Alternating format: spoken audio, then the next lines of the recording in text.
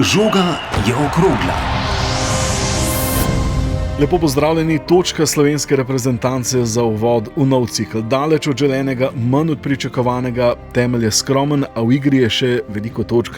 Pot do mundiala ni zaprta, bo pa po pravnih izpitov zdaj precej manj. Zakaj je bila Slovenija tako skromna v Baslu, kje se je izgubila tista granitna obramba z Eura in kakšni so izgledi za preostali jesenski reprezentančni akciji. Slovenija je v Švici izgubila s 3-0, uvodoma pa igrala z 2-2. Naš gost pa je nekdo, ki se je že uvrstil na veliko tekmovanje, potem ko je slovenska reprezentanca cikel odprla z remijem z 2-2 in to dvakrat.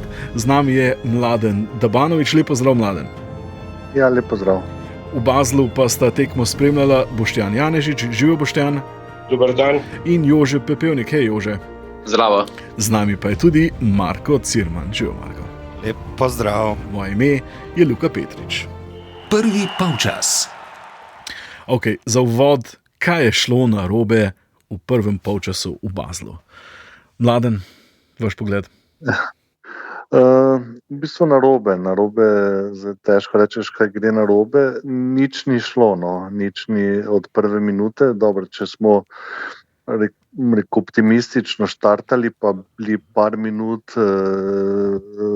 aktivni, agresivni, disciplinirani, je pa to hitro zbledelo in enostavno skozi celo tekmo se samo stopnjevalo. Se pravi, pristop ni bil pravi, tisto, kar nas je krasilo ali pa kar krasi slovensko reprezentanco, se pravi, tako kot si rekel, granitna obramba ali pa organizirana obramba, disciplina, agresivnost, tega ni bilo in potem posledično, če naletiš na kvalitetnega nasprotnika, ki je razigran, ki igra doma, ki je ambiciozen, potem so jasno težave. Potem še dva pripetljaja oziroma dve situacije iz standardnih situacij, se pravi iz kornerja, kjer je pač stvar organiziranosti in koncentracije, dobiš dva zadetka in potem se je težko vrniti v tekmo. Je pa dejstvo, da naši fantje niso bili pravi, ali je bila to zdaj utrujenost, ali je bil to pristop, lahko ugibamo, ampak ne da je šlo kaj narobe, nič ni bilo pravno, bi rajši rekel. Moram reči, da sem se ravno pri teh dveh zadetkih, oba torej gola s prekinitve, oba gola s kota, en z leve, en z desne strani, spomnil na tisti poraz v Beogradu 4-1. Embolo je pri tem drugem golu, Marko, mislim, da si tudi včeraj ti vlekel te usporednice, ko smo se v svoji skupini pogovarjali. Embolo me je spomnil na Mitrovića takrat, ki kadarkoli je skočil, kamorkoli je vsako žogo dobil in včeraj Embolo pri zadetku Švice za 2-0 se sploh ni premaknil pri kotu, samo skočil je in vse v slovenski reprezentanci preskočil in zlahka z 5 metrov dosegel zadetek. Ja, težko je sploh opisati, kaj se je včeraj dogajalo. Mene moti to, da se je že pred tekmo nekako napovedovalo to, da so Švicarji absolutno boljši, ampak včeraj so Slovenci naredili Švicarje 3 razrede boljše. Ni bilo agresivnosti, ni bilo povezanosti, telesna drža je bila takšna, kot da so se fanti včeraj zbrali skupaj. Jaz samo upam, da je to eden izmed, oziroma samo en Beograd v takšni obliki, ki se je pač zgodil in da je jasno, da zdaj, če ne bo oktobra 6 točk, da lahko odpišemo svetovno prvenstvo. Včeraj mi reprezentanca ni delovala, kot da bi si želela na novo veliko tekmovanje. Moti me tudi to, da ko smo se znašli v škripcih, ni bilo nobene spremembe na igrišču, ni bilo ne v tej vnemi, ne v taktičnem smislu, ker igrali smo isto naprej, vlekli smo se nazaj. Šeško in Vipotnik sta bila daleč od zvezdne vrste, ki je stala pred obrambo, luknje ogromne v zvezdni vrsti, tako da ena taka tekma za pozabo. Je pa res, da ni bila Švica tako dobra, kot je bila Slovenija slaba, ker nas pa mora skrbeti dejstvo, da je Slovenija v 2 tekmah samo v enem polčasu igrala dobro. V drugem polčasu proti Švedski včeraj ni bil drugi polčas boljši, zato ker je Slovenija igrala bolje, ampak ker se je Švica ustavila, Švica je diktirala tempo, Švica je včeraj postavljala stvari na svoje mesto in Švica je igrala tako, kot si je želela, Slovenci pa niso znali odgovoriti na to. Dejal sem, ni mi všeč to, da smo se že pred tekmo prepričali, da so Švicari boljši in da bo tako ali tako skoraj nemogoče od tam odnesti vse 3 točke, Švicari pa res niso, dejal sem, naredili so sebe boljše, ker so naši bili tako slabi, ampak ko smo 2-krat, 3-krat v prvem polčasu pritisnili na zadnjo vrsto, se je zgodilo, da je bila tudi panika v švicarski vrsti in če bi s tem nadaljevali, bi morda lahko iztržili kaj več. Moti pa tudi to, da Slovenija sploh ni igrala, da je prišlo do klasičnega nabijanja žoge in upanja, da bosta Šeško in Vipotnik naredila kaj v napadu, ampak to se ni zgodilo. Nismo povezali nič podaj, enostavno zvezdne vrste, kot da ni bilo na igrišču, vse je bilo na obrambni vrsti in z lahkoto so nas tudi po bokih Švicari prebijali, tako da ena takšna tekma za konkretno analizo, hitro pozabo v smislu psihološkega vidika, ampak ta tekma ni prišla v pravem trenutku in upam, da je bila samo negativen preblisk pred nadaljevanjem kvalifikacij. Mnogi v slovenskem taboru so rekli po tekmi, da bo treba to analizirati in precej izboljšati predstave slovenske reprezentance v nadaljevanju cikla. Marko je rekel, bolj slaba Slovenija kot dobra Švica. Boštjan, Jože, na prizorišču sta videla tudi tako začutila. Boštjan, najprej ti. Zelo podobno je bilo razmišljati že v uvodnih minutah ali pa po prvem golu ali še pred tem, ampak že v preteklosti je pokazala Slovenija, da je na drugi tekmi v nekaj dneh tudi z drugimi generacijami igrala precej slabo. Spomnil sem se tekme v Kopenhavnu, da ne poudarjamo samo Beograda, ko so tudi domači na krilih navijačev, odlična reprezentanta, strla Slovenijo, jo nadigrala na koncu kvalifikacij za Euro. Slovenija je povsem drugačna, pa ne prvič na tekmah v gosteh. Ne vem, zakaj takšna razlika doma na krilih navijačev, v gosteh povsem drugačna.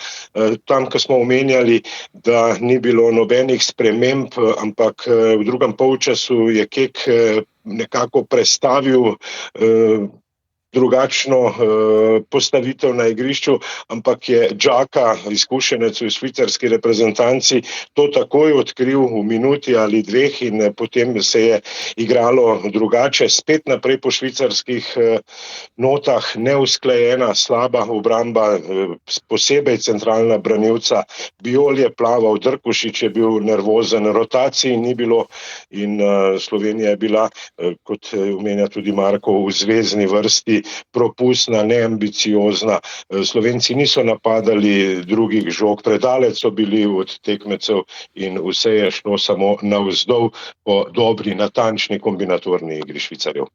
Glede na to, da ste vse povedali o nogometu, že bi jaz samo dodal, da edina svetla točka včerajšnje slovenskega gostovanja v Baslu, dejstvo, da je vendarle prišlo tudi nekaj Slovencev, zdaj koliko jih dejansko tukaj tudi živi, niti ne tako malo v Švici, verjetno koliko jih je pripotovalo in vse pohvale tem navijačem. Na koncu so nogometaši tudi šli do njih in prav je, da so nogometaši namenili aplavz tistim, 100 navijačev, ne pa oni njim na koncu po tej tekmi in Basel, čeprav je Švica, se nam zdi blizu, Basel ni tako zelo blizu.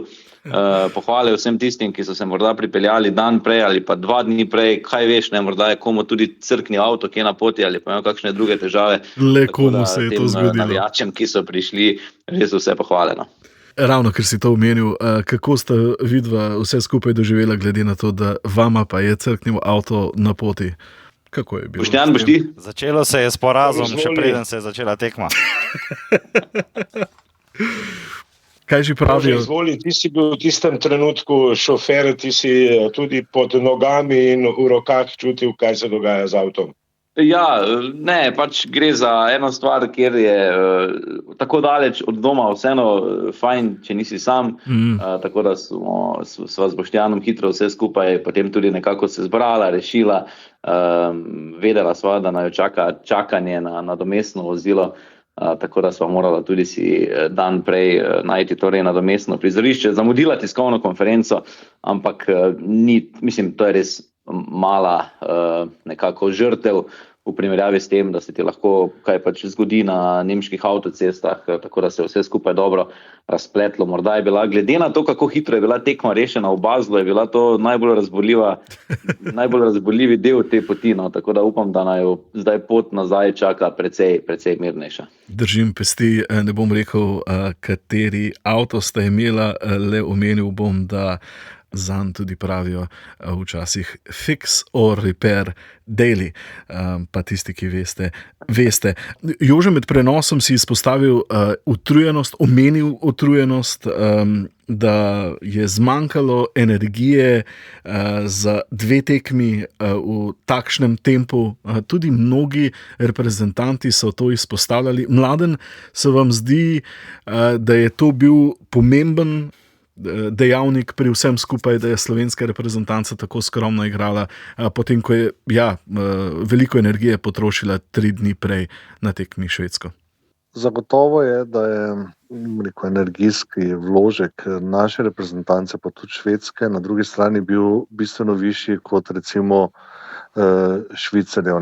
In sprejemam neki del odgovora, da so ali pa smo bili utrujeni, ampak ne nazadnje gre za profesionalce, ki že kar nekaj let igrajo v dobrih ligah, v dobrih klubih in ta ritem v 3 dneh, 2 tekmi nekako ne pije več vode, da je ta izgovor. No. Drugo je stvar, da včasih smo prečitana knjiga. Mislim, da naš model same igre se ne spreminja že zadnje leto, 2, odigrali smo celo evropsko prvenstvo na popoln enak način, z enakimi igralci, prvo postavo že skoraj da vsak Slovenec ve na pamet, in malo je bilo narejeno na nekem planu B, na razvoju nogometne igre, na pridobivanju dodatnih igralcev, povečanju konkurence.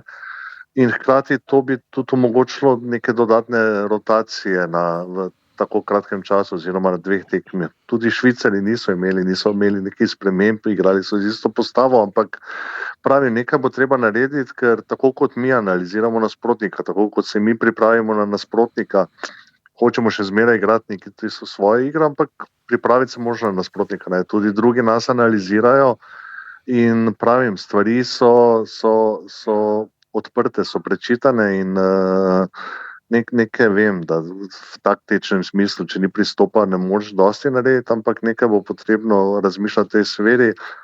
Ne vem, to lahko rečemo kot razvoj ekipe, ker je pa to zmeraj težko. Zmeraj si v precepu, ali pustiš stvari, ki so nekako utečene, pustiš igralce, ki so nekako uigrani, ali iščeš v nekem trenutku, ki niti ni bil tako slab, točka proti Švedski ni slaba, pol iščeš neke dodatne rešitve, nepreverjene, tako da pravim, to je zmeraj tisti čar trenerskega ali pa selektorskega dela, da se odloči, ampak nekako bo treba dobiti to bazo igralcev oziroma nabor igralcev za prvo postavo bo treba malo razširiti. Mislim, da imamo fante, ki bi lahko, ki so tudi, mislim, da jih je selektor tudi po tekmi izpostavil, da določeni igralci, ki so prišli v igro, da so vnesli neko svežino, nekaj novega, tako da zahtevno delo v tem slabem mesecu pred nadaljevanjem kvalifikacije. Jaz bi tu samo dodal, da verjetno to neko energijo seveda diktirajo prve minute, kaj se zgodi, kdo prvi pride v vodstvo, kdo si prvi pripravi priložnosti, potem to vse vpliva na to, kako ekipa izgleda skozi ostalih, 70-80 minut, ampak to, da je Slovenija tako slabo reagirala po prvem prejetem zadetku, pa potem še po drugem prejetem zadetku, da je potem v nekem trenutku že prvega polčasa, v drugem pa sploh cel polčas, z izjemo tiste morda priložnosti Benjamina Šeška, ko je udaril blizu leve vratnice, je izgledalo res, kot da so se pač enostavno umaknili od Švicarjev in tudi Švicarji so to začutili in je bila pač ena procesija, celoten drugi polčas, čakanje na to, da je konec, da se ne izgubi z več kot 3 goli razlike in to mislim, da je najbolj nekako tisto, kar moti verjetno tudi selektorja po koncu včerajšnje tekme, da ni bilo neke reakcije, da ni bilo nekega inata, seveda, kot rečemo Stojko, da niso morda te neke želje. Mislim, kvalifikacije so kratke, ne? Treba je dejansko iti vsako tekmo na polno in zdaj je zaostanek za prvim mestom takšen, da je za Slovenijo tako ali tako verjetno še play-off dosegljiv, ne? Tako da ta reakcija morda po nekih situacijah moti. Ja, Švicarji igrajo v boljših in močnejših ligah, ali si to mi priznamo ali ne kot Slovenci in zato, ko igrajo v Angliji in v Bundesligi, imajo več težkih tekem, že hitrost reakcije in takojšnost sta povsem drugačna v primerjavi Slovenci. V prid Švice in Švedske, nekje se ta razlika mora poznati. Naši že igrajo v tujini, ampak niso nosilci iger v svojih klubih. Seveda, da je tudi Crvena zvezda drugačen klub kot Manchester City, tu primerjava zveznega igralca Elšnika in branilca Akanjija Švice, tako da verjetno so tudi oči slovenske javnosti prevelike, ampak razlika v korist Švice, to pa so si naši zakuhali sami in tu ima nek greha, čeprav se je zgovarjal tudi selektor, da je tudi za tuje medije govoril v rotacijah, da ni razmišljal resnično o rotaciji in da, kot se je izrazil, je to tekmo izgubil s svojimi preverjenimi borci oziroma bojevniki in da prevzema krivdo nase. Ja, precej je bilo nevolje v slovenskem taboru zaradi prijetih golov, zaradi načina, kako so Slovenci prejeli gole, tudi zaradi nemoči na tekmi, o tem je govoril levi bočni, sicer kapetan Gornika iz Zabžeja, to je Erik Janža. Ni se zgodilo nič tragičnega, pač so porazi, bojo še porazi, ampak je pa problem, ko je poraz na tak način, kot danes, ko res nekako brez izstreljenega metka smo izgubili prelahko, tudi te goli iz prekinitve, do zdaj se nam to ni dogajalo, danes smo prejeli 2 v 10 minutah, se mi zdi. Moram pa priznati, da se že dolgo nisem počutil tako nemočnega na igrišču, ker res so nas nadigrali, no pač treba jih pohvaliti, treba jih čestitati. Nismo imeli odgovora na nič, niti na visoki pressing, niti ko smo bili nizko, nismo uspeli presteči te žoge, da bi šli v kontre. Nekako brez izstreljenega metka smo izgubili prelahko, tudi te goli iz prekinitve, do zdaj se nam to ni dogajalo, danes smo prejeli 2 v 10 minutah, se mi zdi. Tako da ja, pač analizirati, popraviti in se vrniti močnejši. Pa ni bilo povišenih glasov, preprosto povedali smo si, kar ni bilo ok, selektor je povedal, kaj mu ni bilo všeč, ampak mislim, da po taki tekmi selektor ne rabi kaj dosti govoriti, vsak pri sebi ve, da to ni bilo to preprosto in vsak mora pri sebi razčistiti in popraviti, se pripraviti na naslednji zbor. Slišali smo torej Erika Janžo, Mladen, že prej ste rekli, da prvo postavo skoraj vsak ve na pamet, Kek je tudi 9-10 igralcev skoraj vedno začnejo isti v njegovih prvih 11-tericah. Je pa po tekmi v televizijskem pogovoru omenil, da si nekateri niso zaslužili nastopa v dresu slovenske reprezentance po zaslugi svoje igre, svojega pristopa. Tokrat nekateri pa, ki so prišli s klopi, pa so si morda priborili kakšno dodatno priložnost v naslednjih tekmah. Kdo je vas najbolj navdušil od tistih, ki so prišli, navdušil? Kdo je najbolj opozoril nase od tistih, ki so prišli svežimi močli s klopi? Mladen? Zdaj, v navdušenju takoj, ko sem rekel navdušenju, se mi zdel, ok, ne navdušenju. O navdušenju je težko in tudi objektivno je težko oceniti, da bi rekli, da smo dobili igralca z neko dodano vrednostjo na tej tekmi. kot smo vsi ugotavljali, oziroma mislim, da je Marko kdo izpostavil drugi polčas, se odigral zato, ker se pač more igrati. Ne? In mislim, da je bila orientacija naša, kakor se to mogoče čudno sliši, bolje 3-0, kot pa da gremo v neki riziko in doživimo še kaj hujšega. No? In nekako tak smo delovali mi, Švicari so to igro sprejeli, pač enostavno kontrolirali to vse zadevo in enostavno mirno pripeljali tekmo do konca. Zdaj, kdo je tu štrlel oziroma kdo bi tu lahko neki, vsi, ko so prišli noter, so bili pač v vlogi tega, da zadržijo to, no, da zadržijo ta poraz do konca. Ne vem, jaz tudi to se mogoče malo čudno sliši, ampak mogoče je bila celo to najbolj pametna odločitev, ker ekipa ni bila sposobna nekega preobrata, moje mišljenje. Ne. Zdaj, poraz od poraza se razlikuje, zdaj dejstvo, da smo imeli slabo tekmo, da smo izgubili 3-0, ampak še vseeno bolje, kot pa da smo doživeli neko pravo malo ali pa malo večjo katastrofo, ki pa bi lahko povzročila pol še kaj hujega, kakšne razprtije oziroma kakšni, ne vem, konflikt, ki ni dober v tako kratkih kvalifikacijah. Tako da zdaj govoriti, kdo je bil tisti, vemo sposobnosti in Petroviča in Sešljarja, vemo, da sta igralca, ki lahko nekaj dodata. Zdaj trojka od spredaj, Šporar, Vipotnik in Šeško je nekako skozi v neki rotaciji, oziroma tu mislim, da morda imamo celo najmanj težav. So pa ta krilna oziroma zunanja zvezna igralca z Lovričem, tu mogoče malo manjka Mlakar za svojo prodornostjo, Stojanovič je dosti aktiven, tako da pravim, to sta pa dve pozicije, ki sta pa nekako dala pečat naši igri v tej postavitvi 4-4-2. In zdaj tu najdete nekoga z prodornostjo, z hitrostjo, ki pa bo jasno imel tudi dovolj discipline za igro v obrambi. Tu je izziv verjetno za to nadaljevanje kvalifikacij. Ne. Ravno pri tem je bil kar opazen, moram reči, da Daniel Šturm, ki je sploh pri eni akciji, pri protinapadu Švicarjev tekel nazaj in je, se mi zdi, da takšen tip igralca, ki teče tudi nazaj, takšen tip igralca bo pri Keku hitreje dobil novo priložnost. Njegov nastop, moram reči, Marko, ti si ga v tej sezoni člana Celja največkrat med nami gledal, videl.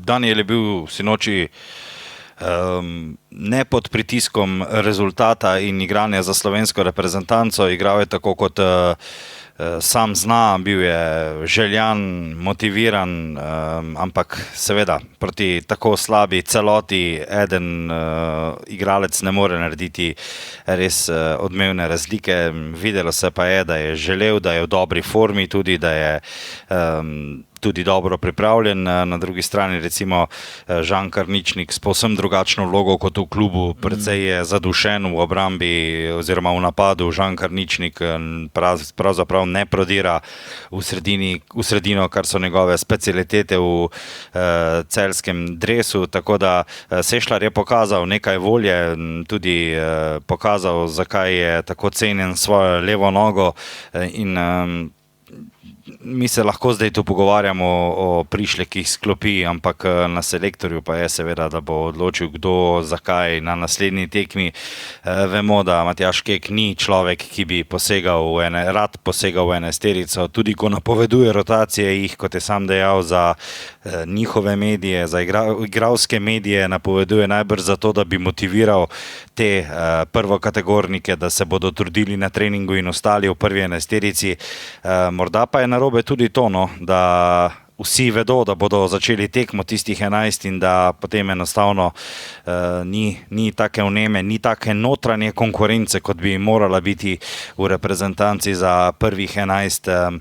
Ampak to so problemi strokovnega štaba, ki je osvežen, tako da bodo morali stakniti glave in rekel sem v prvem odgovoru, da zdaj ni več kaj za preračunavati. 6 točk oktobra je higienski minimum, potem pa bomo lahko preračunavali, kaj bo dosti, kaj ne. Prisluhnimo, kakšni so izgledi za naprej iz vidika igralcev. Prvo mesto je trenutno daleč, drugo pa se, sploh ker je Kosovo premagal Švedsko, zdi še vedno dosegljivo.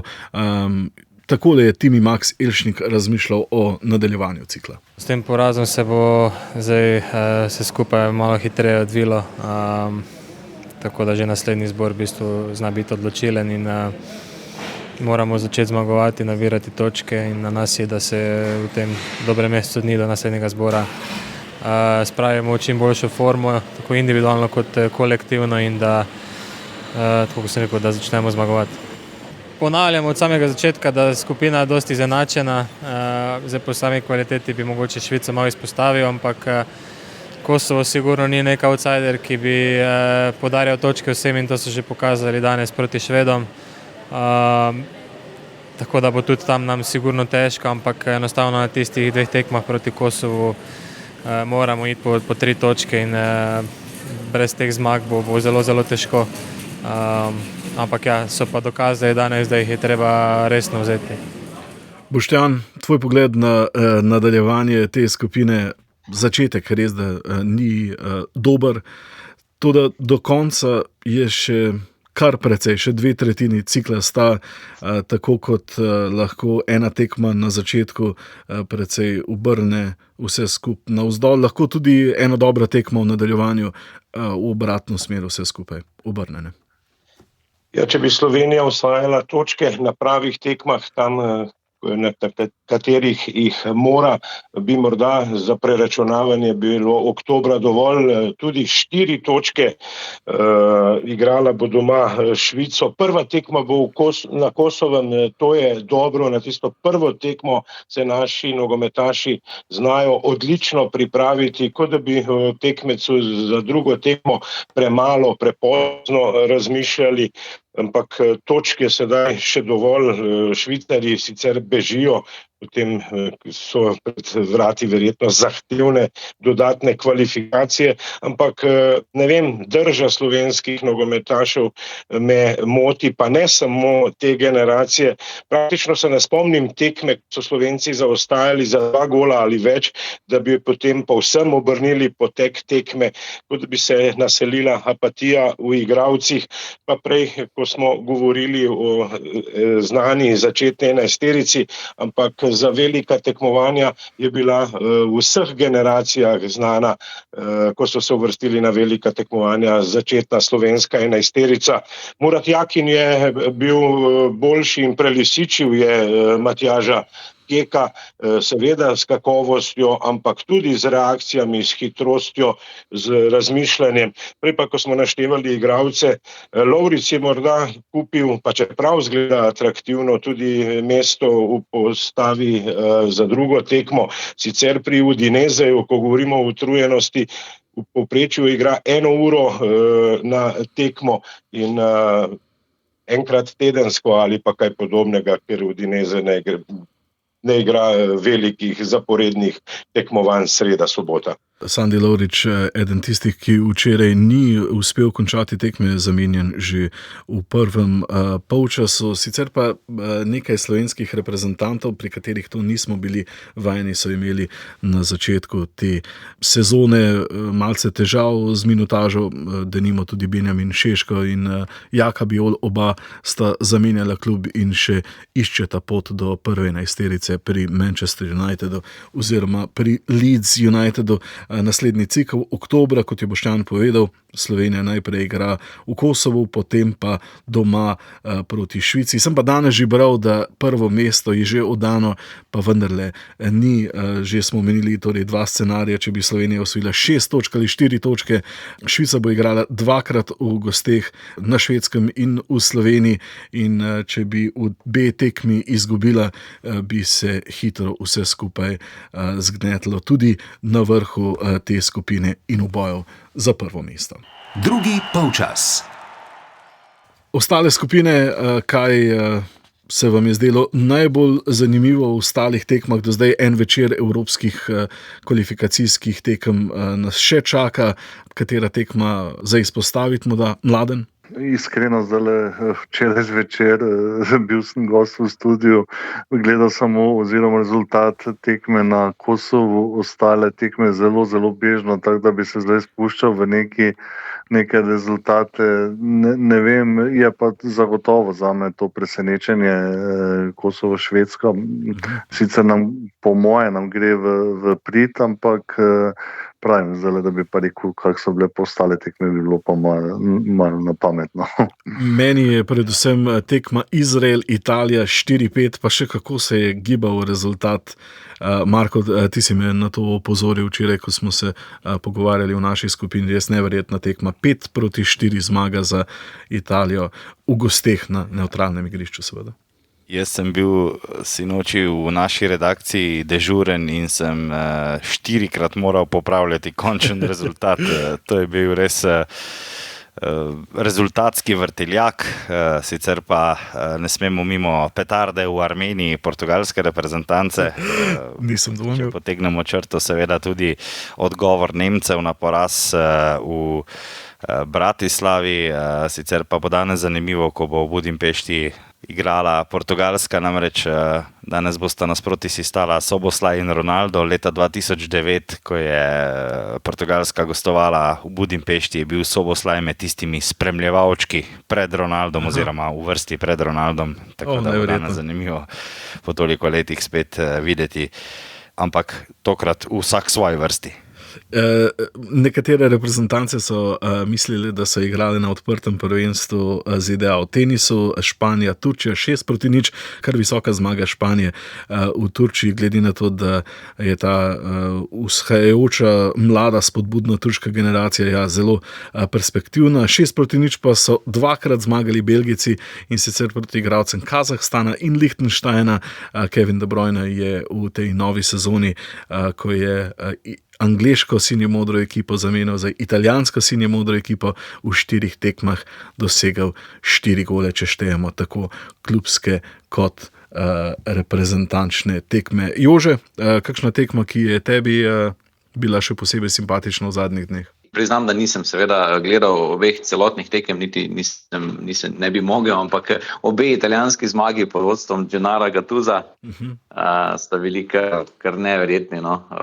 Tako da zanimanje bom spremljal, kako bo Gattuso vodil italijansko reprezentanco, pa tudi tisti prvi poraz Nemcev proti Slovakom je malce opozoril na to neko razmerje moči in Nemci so potrebovali zmago proti Severnim Ircem, težko prišli do nje, ampak prišli do nje. Kratke kvalifikacije so, morda se bo pa kakšna velika reprezentanca opekla v smislu, da ne bo šla naravnost na mundial, ampak bo morala skozi dodatne kvalifikacije, kar se seveda skoraj da vedno tudi zgodi, tako da recimo, da sem ti dve reprezentanci spremljal, Srbija, Anglija danes, zanimiva tekma. Ja, Srbi so drugi v skupini, 7 točk po 3 tekmah, Angleži vodijo 100% izkupičkom, po 4 Italijani sicer po tistem uvodnem porazu proti Norveški, zaradi česar je odstopil Spalletti, imajo zdaj same zmage od tiste tekme in imajo 3 točke manj od 100% Norvežanov v svoji skupini.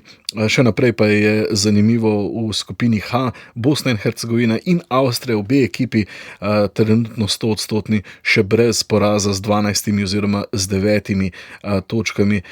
To skupino, ki si pa jo omenil, Marko, prej, Portugalska in Madžarska, pa šele na začetku Madžari in Irci so igrali neodločeno, medtem pa si že omenil zmago Portugalcev proti Armencem, 5-0. Messi je odigral bržkone svojo zadnjo domačo kvalifikacijsko tekmo in se tudi poslovil od zvestih navijačev argentinske reprezentance mislim, da je bila tekma na Monumentalu.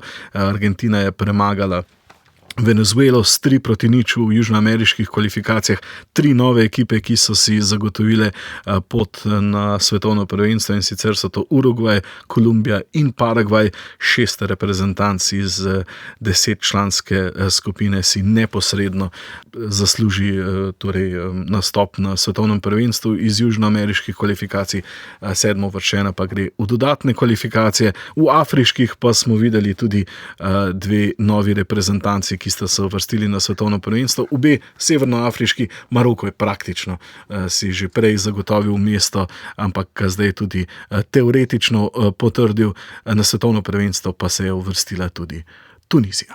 Sodnikov dodatek. Marko, izvoli kviz. Slovenija in Švica sta prvo od skupno 10 medsebojnih tekem odigrali februarja leta 1999 v Omanu. Verjamem, da znate na pamet našteti vseh 11 igralcev iz takratne prve postave. Naš gost, Mladen Dabanović, je takrat tekmo spremljal s klopi in edini od rezervistov ni dobil priložnosti. Ob njem so na klopi začeli Spasoje Bulajić, Saša Gajser, Željko Mitraković, Milenko Ačimović in še nekdo. Kdo? Milan Ostrc? Ne. Ker se predvsem spomnim, da je Milan Ostrc potem proti Omanu dosegel 4 gole v zmagi 7-0. Na tisti tekmi je debitiral za Slovenijo. Ta, ki ga iščemo. Mladen, kdo je bil zraven vas na klopi? Kaj je datum bil? Februar 99, Oman. Februar 99. Je bil Tonči Žlogar? Ne. Se mi zdi, da je dober poskus, ja. Simon Sešla. Ne. Za Slovenijo je zbral 26 nastopov, na katerih pa ni dosegel gola. Torej iščemo bržkone branilca, morda zadnjega veznega, ampak bržkone branilca. Goran Sanković? Vukdalić, tudi dober poskus. Ne. Še v slovenskem prvenstvu je zbral 314 nastopov in dosegel 41 golov. 41 golov, torej branilc, ki je veliko zadev, ali pa spet nekdo iz zvezdne vrste. A predvsem pa nekdo, ki je veliko igral, 300 plus nastopov v prvi ligi, to je igralec, ki je večino svoje kariere igral v prvi ligi. Torej ni veliko igral v tujini, ne? Igral je v Katarju in tudi v Švici. V Švici in v Katarju je tudi igral. Zdaj pa se mi zdi, da bi že morali vedeti, no? V Švici je igral za Denis Lucern. Popovič. Prezgodaj. Ne, Popovič 99, takrat je bil star on 10 let. Največ nastopov v slovenski ligi je zbral za Muro. Za Muro. Aleksandar Dosalović je igral za Muro, ampak ima več kot 26 nastopov, pa seveda 99. Aleksandar Dosalović ni debitiral za slovensko reprezentanco. A vam dam namig, po katerem boste zagotovo... Ne še 5 sekund počakaj. Cipot. Cipot, Mura, pa največ igral v slovenski ligi. Mislim, da bi bil lahko. Ja, točno, po Katarju je bil. Ja. Kdo je rekel Cipot? Mislim, da je rekel Boštjan. Boštjana, si ti rekel Cipot? Tokrat, ja. Čestitke, odgovor je pravilen. Super, bravo, Boštjan. Ok, hitro še enega. Proti kateri reprezentanci je v vsej zgodovini Švica na medsebojnih tekmah zbrala največ zmag? Proti reprezentanci, s katero je veliko krat igrala, z Avstrijo. Ja. Bravo, Jože. Ne. Lichtenstein. Proti Sloveniji. Ne, s to reprezentanco se je pomirila 33 krat in zmagala 15 krat. 33. Nemčijo. Ne. Torej, ne prevelika reprezentanca, pa 33 krat je morala z njo igrati. Torej, vse te relativno nove. Gre za stare države. Tako, ja, tako. To je država, ki obstaja že vsaj od druge svetovne vojne, bržkone pa že prej.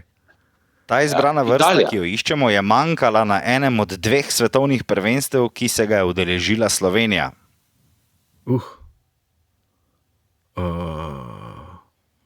Hrvaška, ampak ni nova država, ne?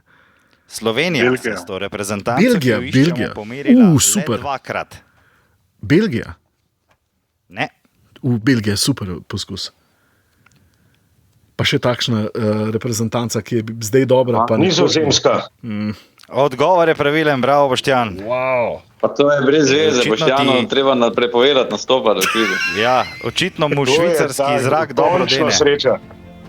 Na hitro, Nizozemska se je 33krat pomerila s Švico, 15 zmag, 3 remiji in 15 porazov. Slovenija je 2krat izgubila z njo, manjkala je Nizozemska na svetovnem prvenstvu 2002. Več porazov od Švice sta Nizozemski prizadejali Belgija in Nemčija.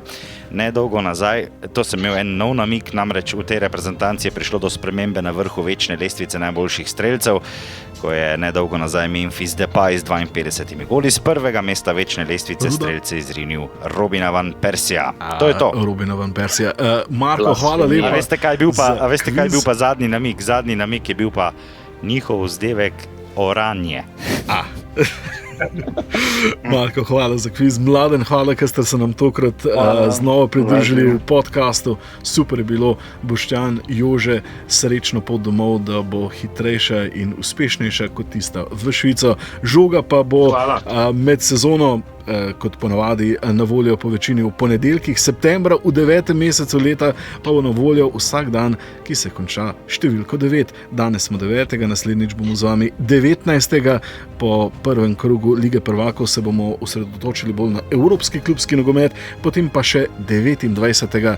po 10. krogu prve lige in pred prvo Celjsko v ligaškem delu konferenčne lige. Uživajte, se slišimo.